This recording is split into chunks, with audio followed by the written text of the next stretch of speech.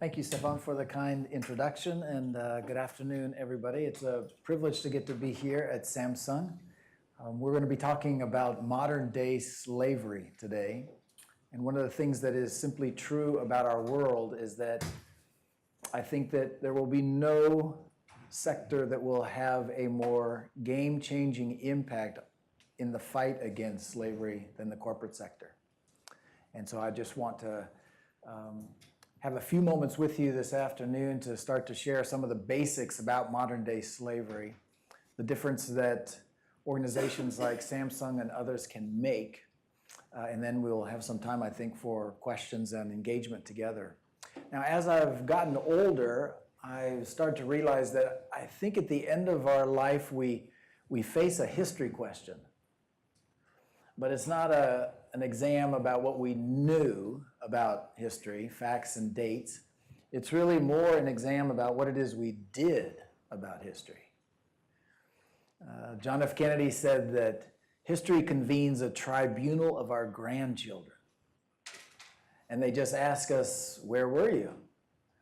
And not everybody passes the test. Right? I mean, if people are asked, like, where were you during the era of the Holocaust? Where were you during the era of apartheid in South Africa? Where were you during the era of segregation in the American South? Where were you during the era of internment in California when they marched off our Japanese neighbors during World War II to internment camps? History takes attendance and just asks, where were you? And I think there will be a variety of issues on our history exam, and we might think together about what some of those issues are, but I think there is just one issue that I am quite sure will be on our exam, and that is, where were we in regard to slavery in our era? Modern day slavery. I want to just share really basically three things I think you should know about modern day slavery. It's not something that you should associate with the ancient past, like with Moses and with Abraham Lincoln and this picture of a slave ship from the 18th century. Slavery is a massive reality in our world today. And the three things I want you to know about it and take away is that modern day slavery is as vast as ever. It's as brutal as ever. But thirdly, that it's more stoppable than ever. So let me just look at these one at a time. First, it's more vast than ever. Experts tell us now that there are at least 40 million people held illegally in slavery in our world today. And what you have to wrap your minds around is the fact that this is more people in slavery than in any other time in human history.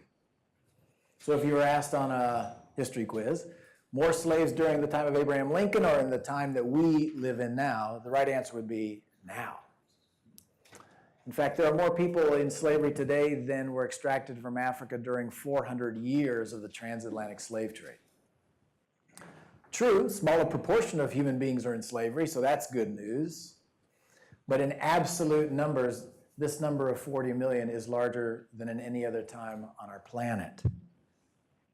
It's also, of course, a crime that is extraordinarily profitable. The ILO, the International Labor Organization, has come up with an estimate that modern-day slavery generates about $150 billion in profit every year. And while Samsung does very well, as do others, in terms of their profit, it's overwhelmed by what it is that the slavery business is able to do in our world.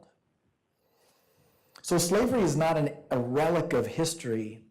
It's a larger reality now than ever.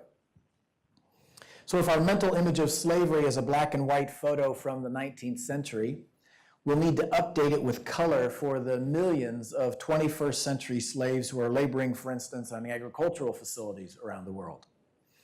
Or if this is the picture of slavery in our minds, it actually needs to reflect the millions of slaves trapped in brick factories around the world. Millions just in brick factories alone.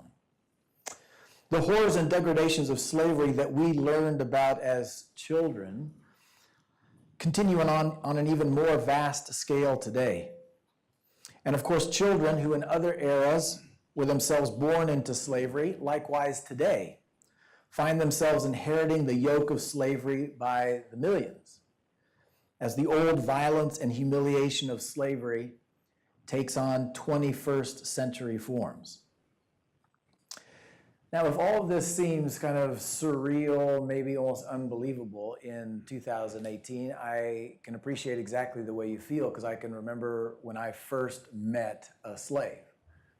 It was over 20 years ago now, but it was this little girl I met in South Asia named Shama, who was forced to roll cigarettes 7 days a week, 12 to 14 hours a day. Never went to school, did not play. This was the face of the first slave that I had ever met.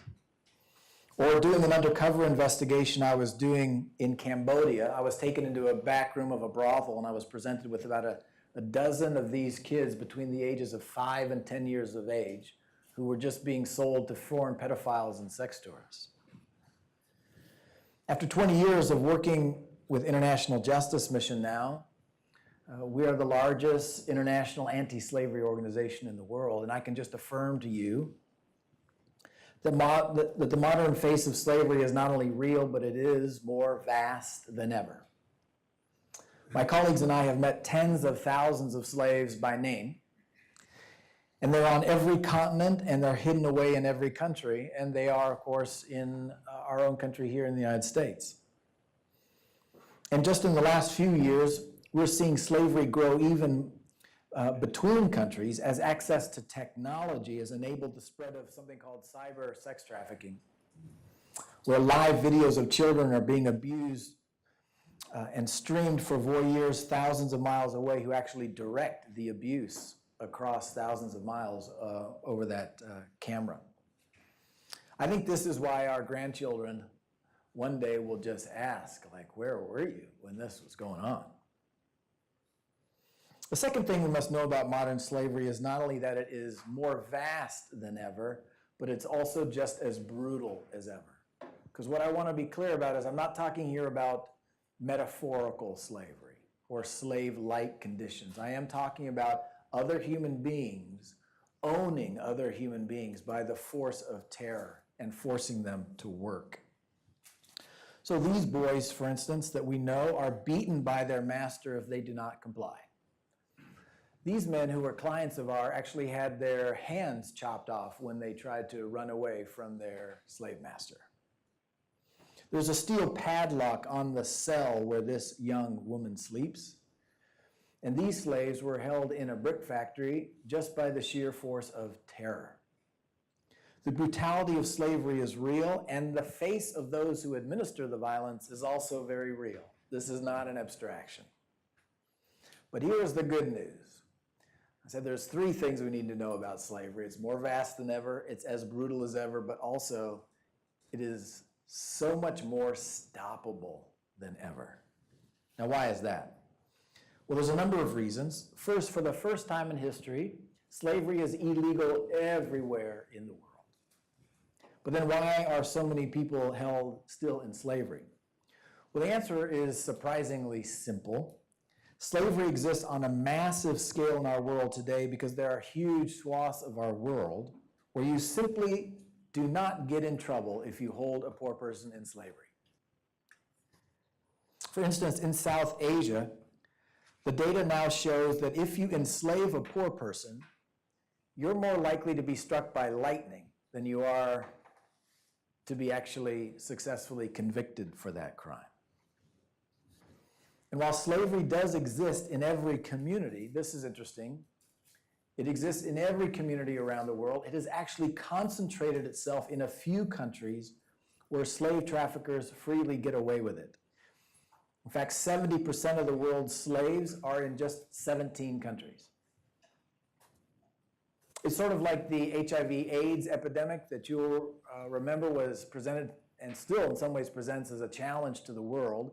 Every country had an HIV/AIDS crisis, and no country could pretend, well, we don't have HIV/AIDS here. Every country needed to address the problem within their own community. But if you looked at it as a global phenomenon, what would you see? Over time, you saw that 70% of the HIV transmissions were actually emerging out of a handful of countries in sub-Saharan Africa.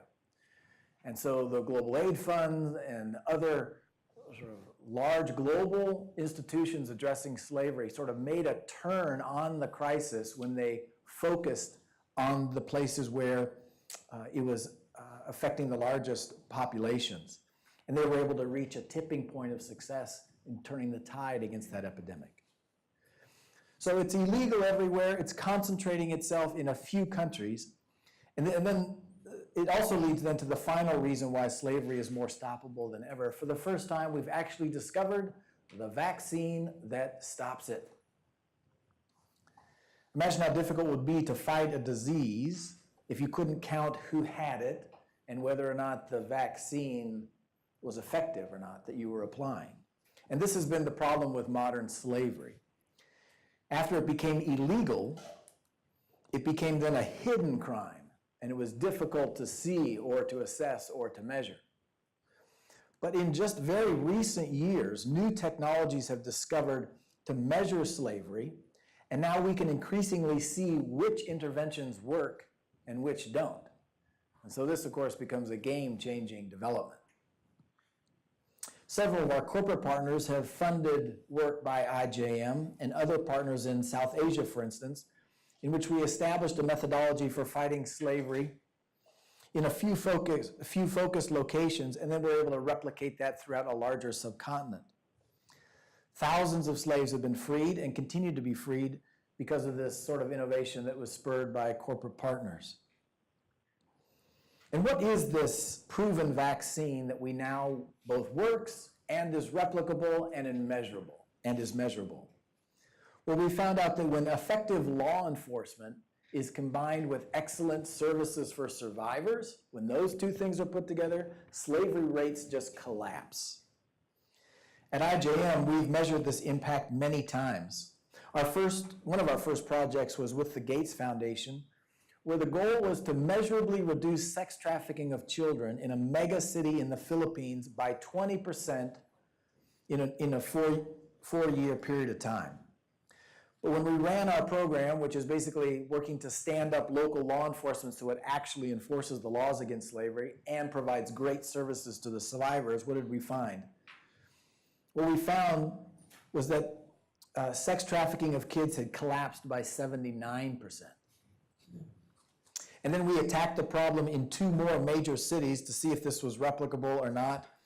And we found that sex slavery of children fell by 77% and 86% in the 2 other largest centers within the country. What you end up learning from this is that these traffickers and slave owners are not brave people. They do it because they can get away with it. And when they are at risk of seriously going to jail for these crimes, they just leave the children alone. So what does it have to do with all of us here? Well, for the first time in human history, there's a generation alive on the planet, that includes us, that could actually bring an end to slavery as a force in human affairs. Think about how ancient slavery is.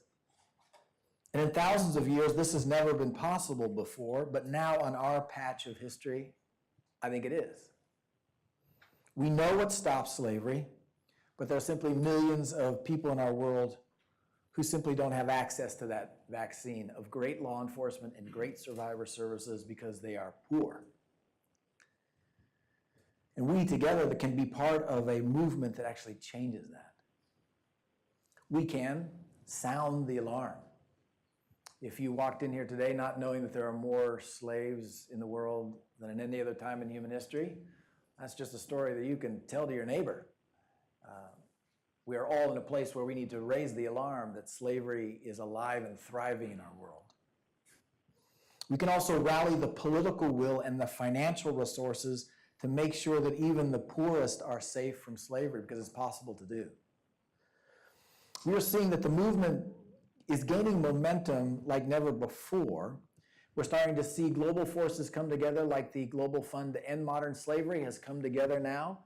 which is on a similar model to the HIV/AIDS Global Fund, which will consolidate capital and strategy to actually address the problem. International governments that used to deny they even had the problem are now starting to acknowledge it, and they're setting forth plans about how they can address it. But here's where I think a surprising and game-changing force has entered the struggle, and that is the corporate sector. The corporations, of course, of the world are starting to take notice. They're experiencing the reputational exposure that they face if there is slavery within their supply chain, and recognizing that they bear this tremendous consumer risk when they're operating in emerging market economies where the governments don't bother to enforce the laws against slavery. But we find that governments in emerging market countries will begin to take this problem seriously when the corporate sector requires that they do so. In fact, we're grateful, for instance, for innovative partners like Walmart, who helped IJM to open an office in Thailand to address the problem of forced labor in the fishing industry. And now, working in close collaboration with the Thai government, we're seeking to free victims of forced labor in the industry and make sure that the traffickers are held to account. And the Thai government continues to strengthen their laws and their enforcement of those laws against forced labor. And as they do that, the power of deterrence kicks in. We're also working in India with Target and the local government to battle labor trafficking in the apparel industry. We conduct operations with the Indian authorities to rescue people from exploitation. We bring the abusers to justice with the government authorities. And we're working to strengthen the survivor services so those who've been abused in slavery can actually build independent lives where they're standing on their own 2 feet. People that are rescued from slavery are taken through a 2-year freedom school so that they're equipped to actually be able to carry on and thrive outside of slavery.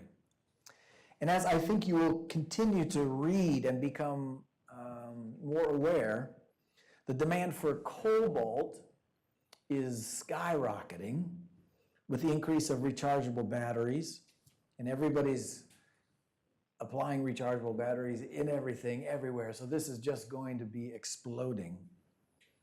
And so we are part of what is now called the Global Battery Alliance to see if we can help build substantial institutional and government capacity to address the child labor in the cobalt mines in places like the Democratic Republic of the Congo.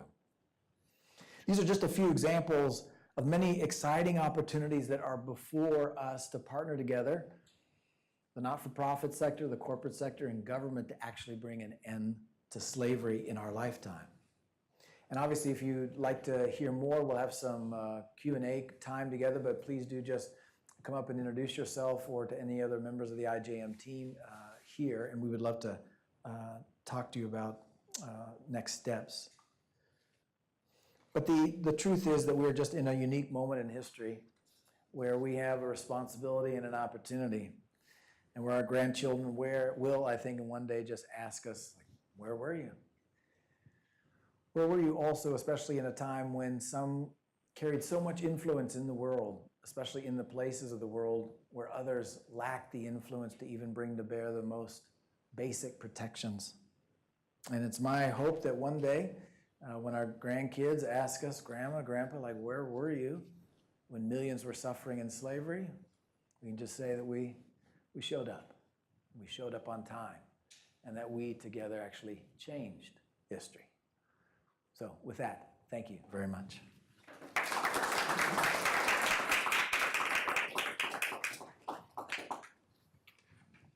So any questions? Thank you for your presentation. And I have a question. Not sure how you define slavery. What would be the difference from the ancient slavery from today's? The most basic element defining slavery, it applies in both cases. It's the application of force to compel others to do work for you. In previous eras, this was legal because you could legally hold a conquered person basically in slavery. So when it became illegal, about 150 years ago, people adapted ways of still bringing force and coercion to bear on people, but doing it in ways that are just hidden away. But in every instance, whether it's the boys held in slavery on the fishing boats in Ghana, where they are physically held and beaten and abused if they try to run away, to the families held in brick kilns who can't leave, or else they are beaten, or their families are threatened out in the village. It's always the application of force. And that's what makes it a crime, and a special crime. It's the application of force to compel someone to do work for you. And of course, it can be all kinds of work. It can actually range from, obviously, fishing to agricultural to domestic service to the sex trade but in every instance, you're trying to extract some kind of service or work out of someone. You don't want to pay them for it, and you're going to use force to compel it. That's slavery. There are technical legal definitions of it, but they all embody that basic notion. And it's the exact same thing that existed 150 years ago. It's just done in ways that are hidden away. Does that make sense?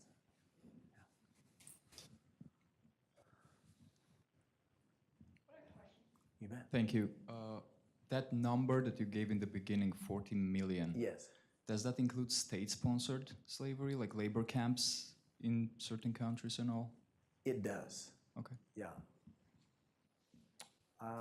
And you can go to the Global Slavery Index, and it will give you the proportion of that is state-sponsored slavery.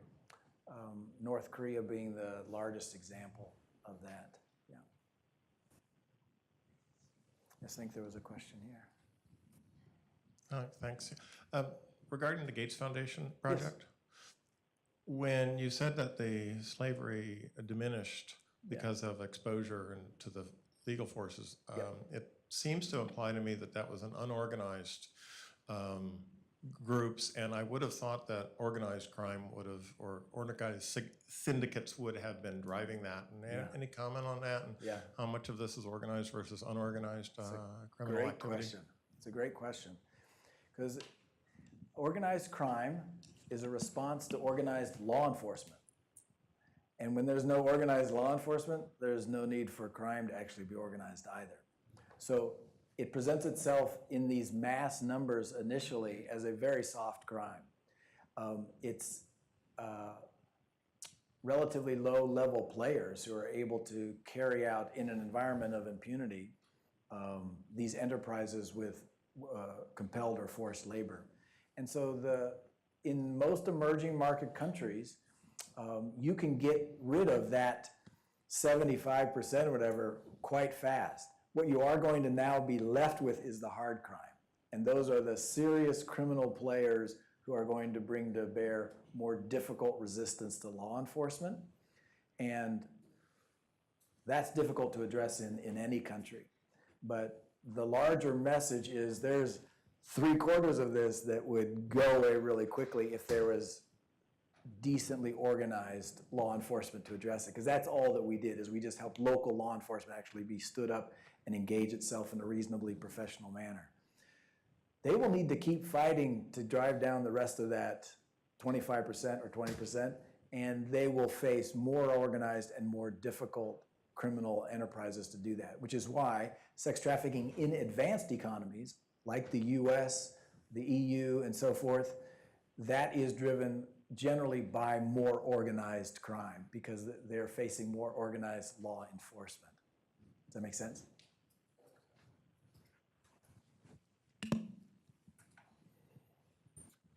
Hi. Hi there. So you mentioned there's a physical force many times in the slavery. Yeah. I'm just wondering that can there be indirect force in sense that, for example, when there's a job scarcity and then corporations not giving living wage, for example, what do you think about that type of thing? So definitely, when you enter the sort of definition of coercion, there can be different kinds of coercive force. And some of that doesn't necessarily have to be what we think of as application of direct violent force. Sometimes it's threats on families, or the withholding of food, or somehow bringing bear, but a negative circumstance that makes someone feel forced to make this choice to work. Now, what you're speaking of, I think, is another factor in this equation, and that is the vulnerability of the individual to this coercion. And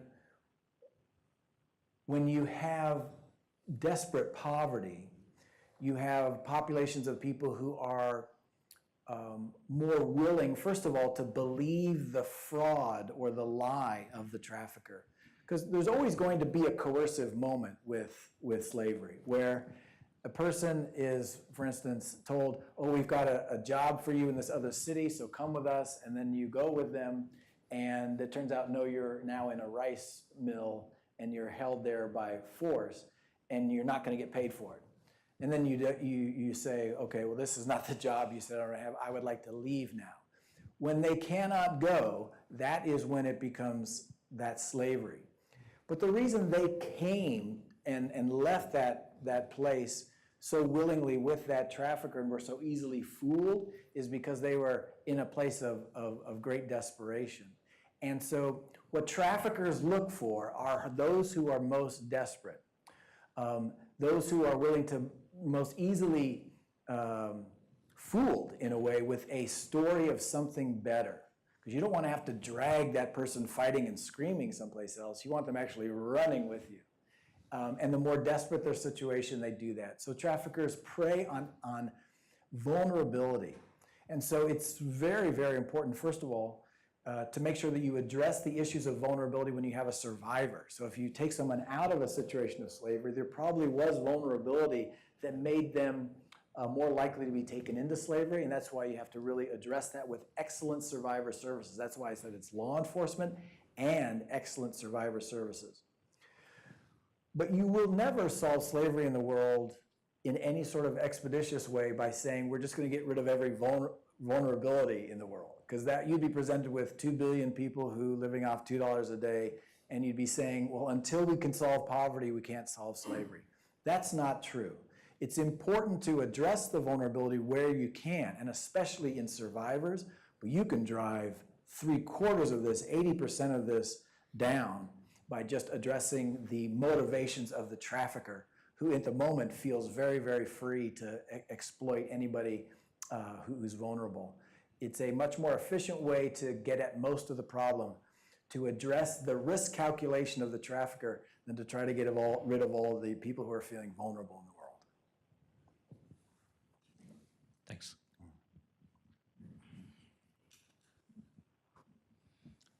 Hi, Gary. It's great to see you here. Thank you. You talked about the 40 million, but if you could give some statistics on the U.S., Yep. on the Bay Area, on the trafficking that we don't see until people draw our attention to it, Yeah. and how we identify that. Yeah. This is very important. It's an interesting dynamic, is that human trafficking began to be identified and something that the world was paying some attention to only about 20 years ago. If you were to search, as they can now, how frequently terms are used, if you went back to 1999, you would almost see the term human trafficking never used, or modern slavery. And most of that awareness came from opening our eyes to the very large amount of very brutal slavery taking place in emerging market situations where there are large populations of the poor.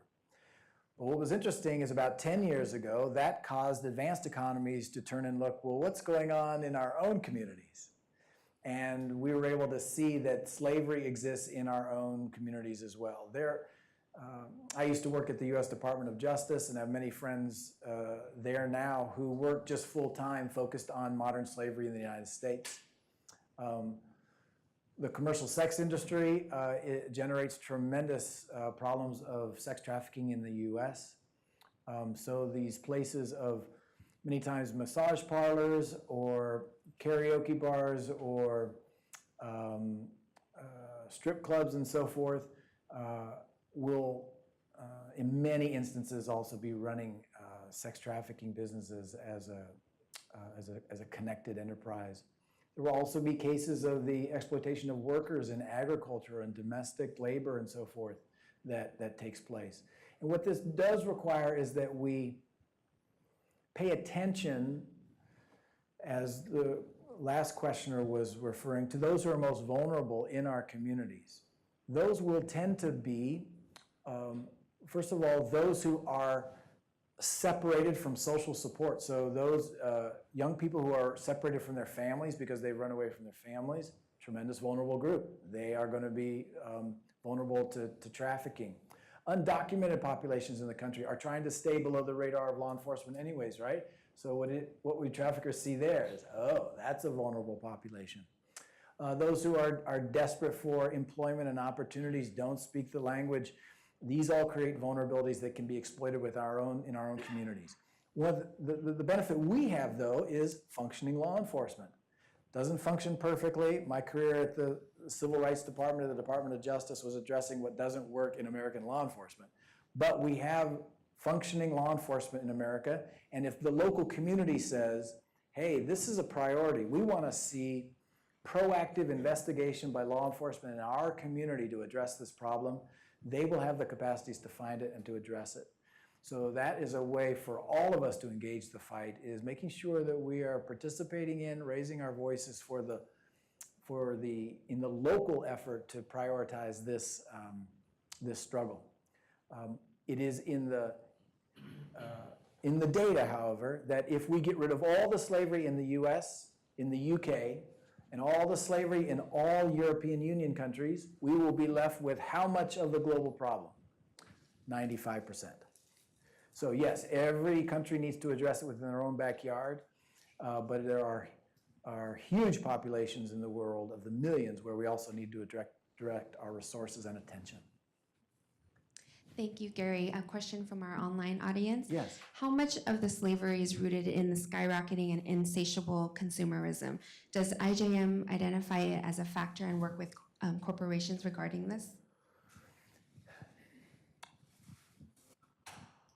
I think it is not a problem in general that people want economic growth and development, and they want new products, and they want new ways of doing things. The economy produces tremendous growth around this.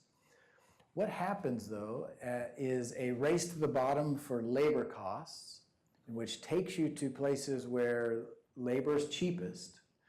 But even that would be okay if in those countries the basic laws against forced labor were enforced. But there are countries and situations where those are not enforced. So yes, you have all the power of consumer-driven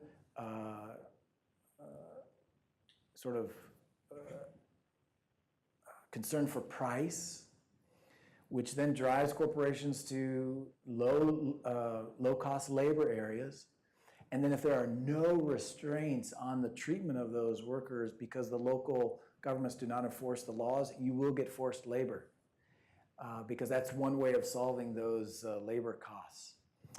So that is the thing that we, I think, most aggressively need to attend to, is the way our global brands are working in countries that are not taking seriously their duty to enforce their laws against slavery, because then globally we all are impacted by that. Thank you, Gary. I also have a question. Yes. So you mentioned in your talk, you talked about Congo and the slavery related to cobalt exploration.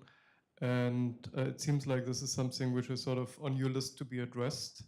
And we just also learned over lunch that you already kind of have a presence in the country and investigate.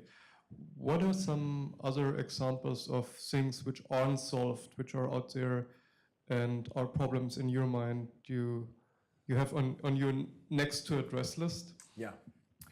One of the largest, which I mentioned very, very briefly, is the problem of cyber sex trafficking. As broadband goes into emerging market countries, it takes broadband connection into very vulnerable communities that now are connected visually to countries that have a lot of money.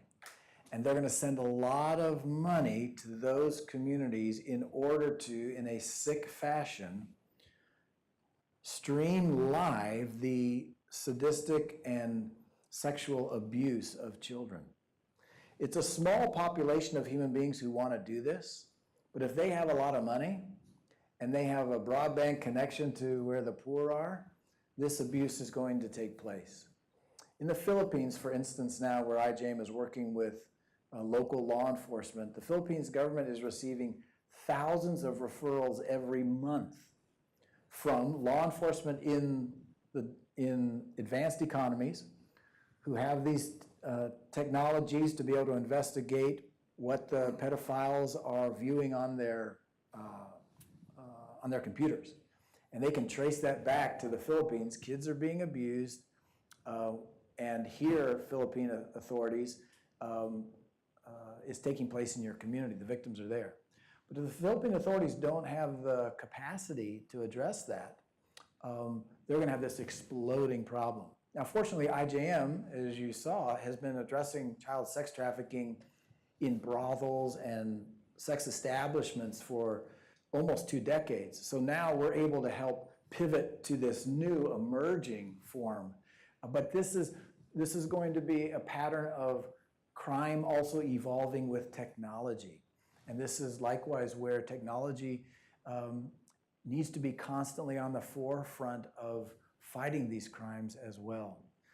Building the political will to address them and also bringing to bear the technology. So I would name all of the industries where you are that are labor intensive, and these are going to be brick industries, apparel, fishing, agriculture, domestic service. There's going to be threats of forced labor, and that forced labor is going to get into our supply chains, and we're going to need to address that. Then there's going to be some of these particularly egregious areas where we just need to apply the unified voice of humankind to address them. Thank you. Yeah. Maybe another question. So you mentioned during your talk freedom school. So if you free slaves, that there's a 2-year or so period of freedom school. Yeah. Can you talk a little bit about how that works and what's kind of the curriculum of a freedom school, and how do you graduate? Yeah. Well, I think beautifully, it was just yesterday we graduated 900 survivors in the state of Odisha in India just yesterday. And it's a 2-year program of first of all, getting kids reintegrated into school, because a large percentage of these victims are children and they've been out of school, and so they're a long way behind and they need special effort to be back in the school system. But there's also basic education on how you carry yourself in the complexity of freedom. How do you take responsibility for decisions? How do you get yourself ready for employment? How do you operate a bank account and steward now money that you are going to be actually being able to control? There's how do you work together in the community to protect yourself from these kinds of vulnerabilities? A whole series of things that need to be addressed for people who have been living for years in a place where they are living under the control of another person. And what we've found gloriously is that we are running rates in exceeding 90% of success in these, because we follow them in longitudinal studies over time, and more than 90% will never ever return to places of slavery if they have great aftercare services. If they don't have great aftercare services, those same vulnerabilities that maybe got them into it are likely to take them back into it. And so that's one of the marvelous things, is that what these people have endured, you couldn't imagine sometimes that they would ever be able to make a life. But I know, and we know by the thousands, that they can get educated, they become leaders in their own community, They go to graduate school. Some are social workers on our own staff. One of our best lawyers in India was a teenager that we rescued from a brick factory as a slave when he was 15 years old. And now he's one of the best lawyers fighting slavery in India. So this is sort of the heroic story as well. But if they don't get that aftercare, you're not going to see great results from the operations that draw them out. So both things have to be invested in. Especially for victims of sex trafficking, they are victims of horrific kinds of trauma that needs to be addressed too. So there's tremendous psychological and trauma care that needs to be attended to. Thank you. Maybe a third question. Yes. Over lunch you talked about security systems and sort of the industry of security system and the impact on, like, that some people don't have a problem because they have money and other people don't have the same security and therefore are vulnerable. Yeah. And I thought this would be something interesting maybe to share a little bit more about. Yeah, because it is a question, like if there is so much violence against the poor, such high rates of people being able to get away with slavery, how could that be going on in, for instance, a place like India, which has the highest population of numbers of forced laborers in the world, but it also is producing tremendous economic growth. So there must be some kind of system of order and a way in which economy is succeeding and able to move forward. And this is true all across the developing world.